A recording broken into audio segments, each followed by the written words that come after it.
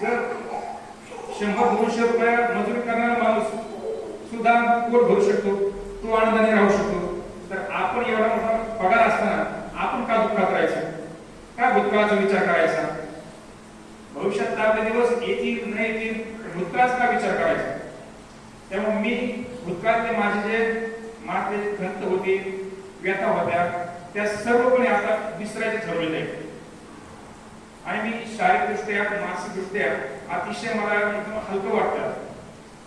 आणि गुरुच्या ज्ञानावर मला वाटतं माझं पुढचं आयुष्य एकदम चांगलं जाईल. कारण जे सेवा, सत्संग आणि साधना याचं जर मी पालन केलं तर नक्कीच माझ्या आयुष्यामध्ये बदल होईल असं मला वाटते. जय गुरु.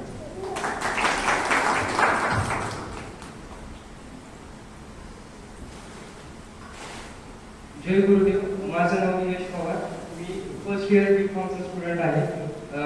सर्वात प्रथम तर मी संपूर्ण आमच्या YITP टीचिंग आणि नॉन टीचिंग सागर सर फूड वगैरे करत होते. बाकीचे डॉक्टर ज्ञानेश्वर पवार सर आणि चैतन्य सर हे शिकवायला त्या ठिकाणी अतिशय चांगल्या पद्धतीने आम्हाला सर्वांना मार्गदर्शन केलं आहे. त्यामुळे त्यांचं सर्वात प्रथम आभार आहे. त्याचबरोबर मला खूप सारे ज्ञान आणि बऱ्याच गोष्टी शिकायला मिळाल्या, नवीन मित्र त्या ठिकाणी मिळाले आणि त्यामुळे खूप छान वाटते. आणि नक्कीच जे ध्यान आणि साधना शिकवले गेलेले ते नेहमी प्रॅक्टिस करून चांगल्या पद्धतीने माझं आयुष्य मी पुढे जगण्याचं एक मला मार्ग मिळाले. त्याबद्दल मी खूप जास्त त्या ठिकाणी आभारी आहे. त्याचबरोबर जास्तीत जास्त युवकांना याच्यामध्ये YITP मध्ये आणण्यासाठी मी प्रयत्न करेन असे आश्वासन मी सर्व टीमला देण्यास त्या ठिकाणी करतो. थांबतो. धन्यवाद.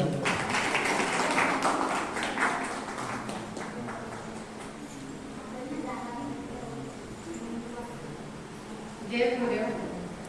या ठिकाणी येण्या अगोदर म्हणजे माझं नाव सारिका गावडे.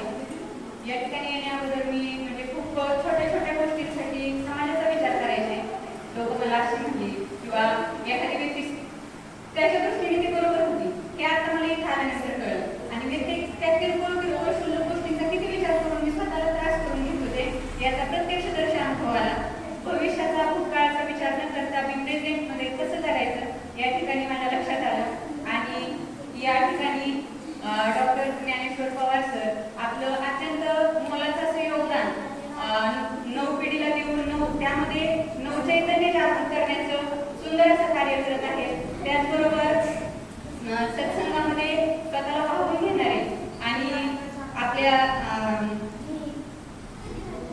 अन्नदानाचं कार्य करणारे सागर भैया, तसेच वेळेचं अत्यंत महत्त्व पाळणारे चेतन भैया आणि त्याचबरोबर कितीही आमच्याकडून चुका झाल्या तरी ते आपल्या पदरात घालणारे चेतन भैया, तसेच सर्व टीमचं या ठिकाणी मी आभार व्यक्त करते आणि शतशः कोटी प्रणाम करते श्री श्री रविशंकराचार्य रविशंकरजी यांना. तसेच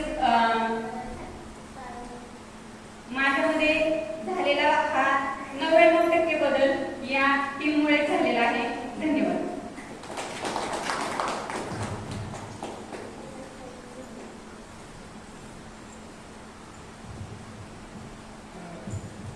नमस्कार.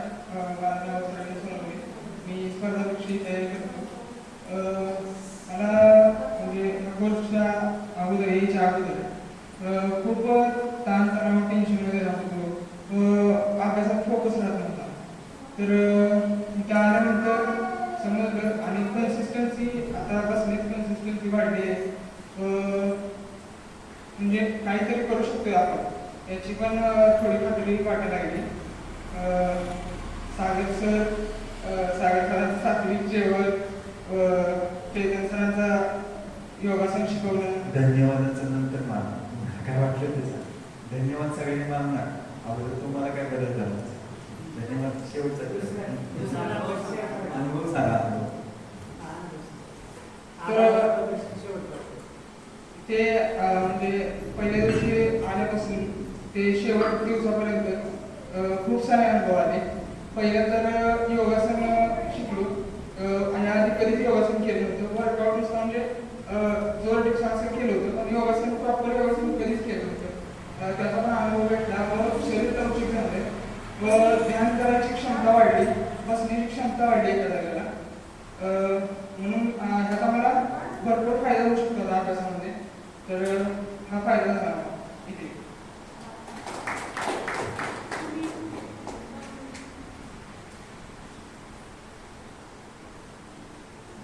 नमस्कार, माझं नाव उद्धव कुलकर्णी.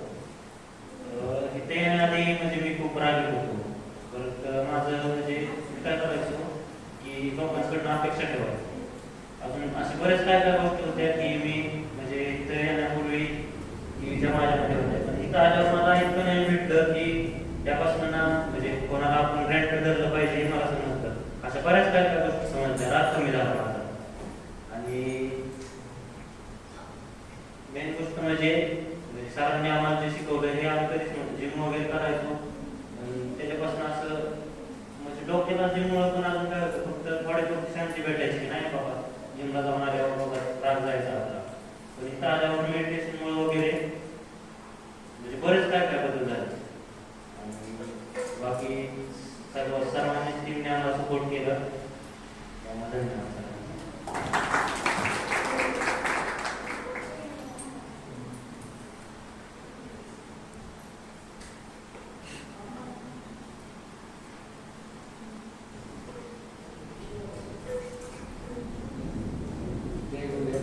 माझं नाव दीप वर्धन नागड.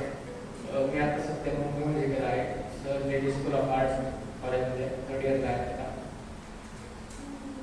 वाईट कोर्स अगोदर माझी म्हणजे शारीरिक आणि मानसिक स्थिती ठीक नव्हती.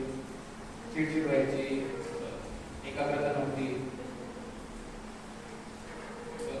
भावनांच्या प्रवाहामध्ये वाद जायचा. पण इथं आल्यापासून